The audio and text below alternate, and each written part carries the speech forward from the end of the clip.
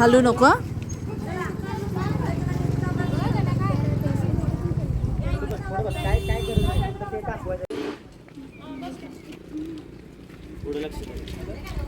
तीन दरवाजामधला हा तिसरा दरवाजा आहे. पुढे लक्ष द्या. सिद्धेश्वरचा वेढा होता माहितीये. तर सिद्धेश्वरच्या वेढ्यामध्ये त्या डोंगरावरून टोपा मारलेला. तिथे एक टोप गळा लागलाय, त्यानंतर इथे खाली एक लागलाय आणि हा कोपऱ्यात एक लागलाय. असं 3 टोप तिथून मारलेले होते. तो पाठीमाग डोंगर दिसते उंच, तिथून मारलेला. होय बाकून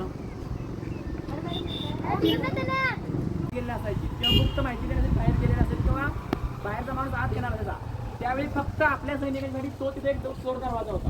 ती पायी बाहेर काढले बघा. हा, तर तो चोर दरवाजा काय करायचे, आतल्या बाजून दगड बाहेर लावायचे. कराड सातारा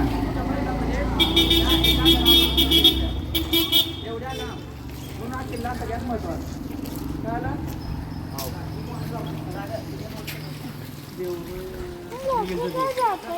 चल.